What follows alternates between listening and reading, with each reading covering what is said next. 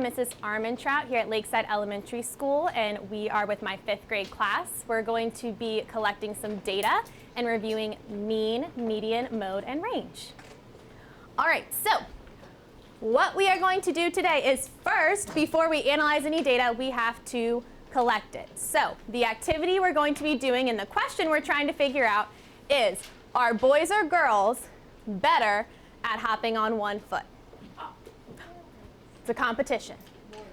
Who's better at hopping on one foot?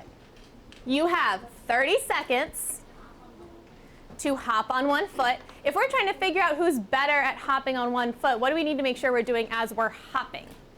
I'm not just hopping for nothing. Counting. I have to count how many hops I do. Has anyone tried to hop on one foot for a full 30 seconds without changing feet? Have you? Is it difficult or easy or kind of in the middle? I practiced and it was a little hard. So if you get tired on your one foot, are you going to just keep going until you just fall over? No. You're going to put your foot down, take a second, and then just start over again. It doesn't matter how fast you hop. You just need to count how many hops you do. Be respectful of your space and the people around you. So that means that when we start, we're going to push in our chairs. You're going to make sure you have enough space around you to hop, and you are being aware of people around you in case you start accidentally moving a little bit as you hop. Make sure you count as we hop. So after we finish, keep that number in your brain, so when I ask you for it and we collect our data, you can give it to me. All right. Quietly stand up, push in your chairs. We're going to get ready to hop. When the timer goes off, you need to make sure you stop hopping and stop counting. All right, choose your leg because you cannot switch. You have to only use this one leg the whole time. Does everyone have their spot? Yeah. Look around, see who's near you. Wonderful. All right, ready, set, hop, and count. 2, 3, 4, 5, 6, 7, 8, 9, 10, 11, 12. Not together, y'all. We want to see who can do the most. If you count out loud, other people might lose count. It's a long time.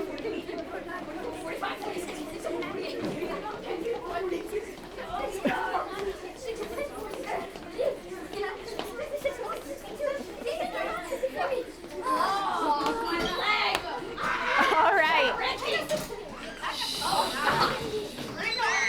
Go ahead and sit down. Micah, sit down in your seat. All right, make sure you have your number in your head. I'm going to go around. When I call your name, please tell me your number. Actually, I'm just going to point to you all. Tell me your number that you hopped so I can write it down on our data. 41. 53. 70. Goodness. 60?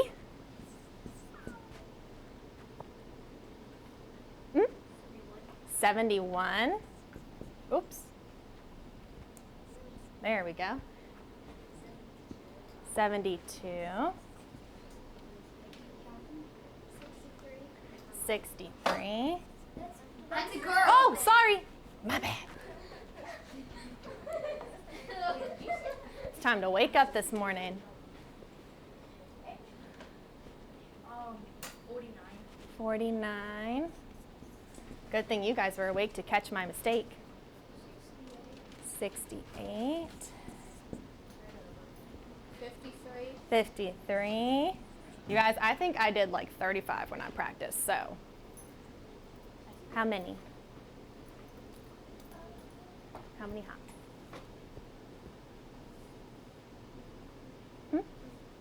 45. 45. 61.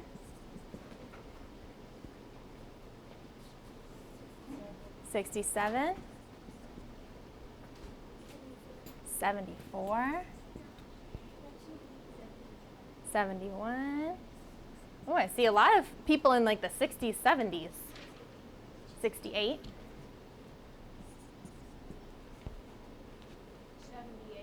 78. Woo. 68. And 99. Whoa! No, it's not. What's the greatest number in our set right now? How powerful is your 99. Wow. Impressive. All right. Class. Yes. Oh, close. Class. Yes. Waiting for all eyes. Thank you very much. All right, so what we're going to do next, we've already done this as a whole group, so we're reviewing and we're practicing today. So what you're going to do is you're going to do it on your own. I've divided you into 4 groups, 2 for boys, 2 for girls. You guys are going to create a poster so we can analyze this data using STEM and leaf plots. On your poster, you need to have a list of the data. So if you're a boys group, you're going to be doing the boys data. Girls group, you'll do the girls data. You need to make a stem and leaf plot for your data. Determine the measures of center. We talked about that on Friday, but I kind of forget what it was. Who can help me out? Measures of center all start with M. What are 3 things that start with M? Ryder, tell me one. Median. I'm going to write this down so in case anyone else forgot, they've got it right up here. Maggie. Mode. And Artavia. Mean. So those are our 3 measures of center. You have to find each one. You are allowed to use a calculator, and I'll give one to your group. And then you need to determine the range. As you make your poster, make sure that when I hang it up on our board, people can actually see it from far away, and they'll be able to look, and we can figure out who is better at hopping on one foot. So my first group, you're going to come up and grab a poster from me, and you can choose where you want to work. My big table is also open. You can also just work at your desks. Make sure you push in your chairs. Group 1 is David, Ryder, Kawan, Eli, and Grayson. Come grab your poster. You might want to do some of your work on a blank sheet of paper from our drawer, so that way before you put it on your poster, you can double check and make sure it is all correct. My next group is Ivy, Lapita, Naomi, Micaiah, and Artavia. Ivy, Lapita, Naomi, Micaiah, and Artavia. My next group is Abigail, Samara, Maggie, and Malaysia. Can I give this to you? Yes, you will. And then I have Ben, Micah, August, Oscar, and Eric. So if you need a blank sheet of paper first, they are there for you. Here's y'all's poster board. Yes, you do. Put it in number order. Oh, days. Yeah.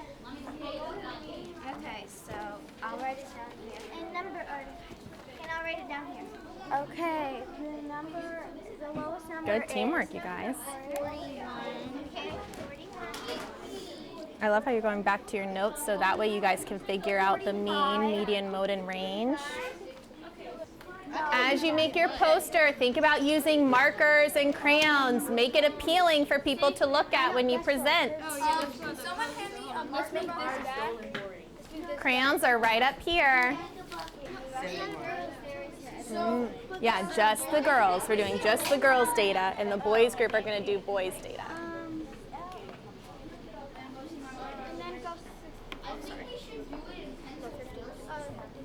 And you can always write over pencil.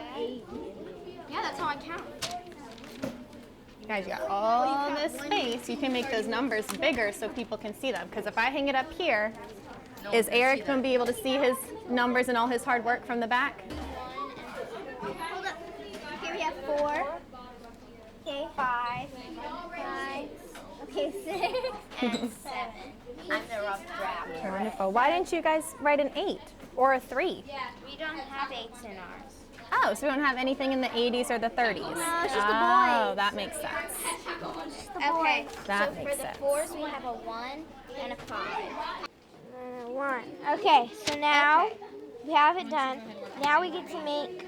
Malaysia's finding the range for us. Okay, find the range for us, Malaysia. So the only thing with our stem and leaf plot, make sure you write at the top stem and leaf so we know what it is. Well, August is doing that. Sorry. This is your whole workspace. Okay. Well, August. Share it. Well, August is doing that. Let's do mean, median, and mode. Yes. Mean is like.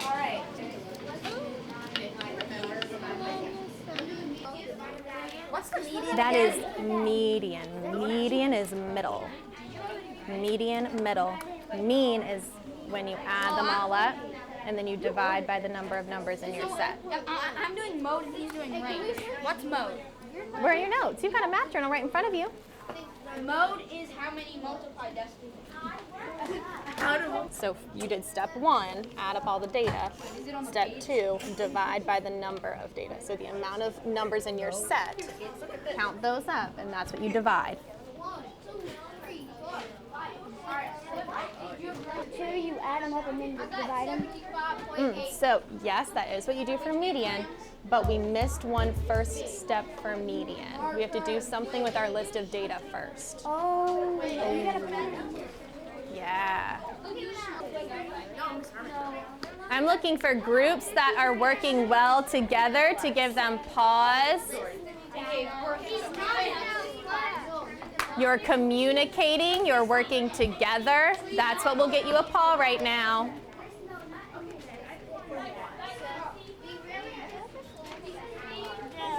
Good job, guys. I like how you figured it all out first and now you're making your poster. Good teamwork. Wonderful teamwork. So while August is writing the stem and leaf plot, let's figure out where are we going to put our measures of center and our range. Where is that going to go? Measures of center and range. Where is that going to go on your poster? As we work on completing, I just wanted to highlight this group. They've been working really well together as a team. They've done their stem and leaf plot. They found their measures of center and their range, and now they said, well, since we've done that, could we also maybe try to create a line plot with our data? That's another type of graph that we've learned in class, so they're continuing and extending their project by starting a line plot. Thank you so much for joining our classroom today. I'm Mrs. Armentrout. This is my 5th grade class. I hope you learned a little bit about mean, median, and mode, and stem and leaf plots. Lakeside Leopards!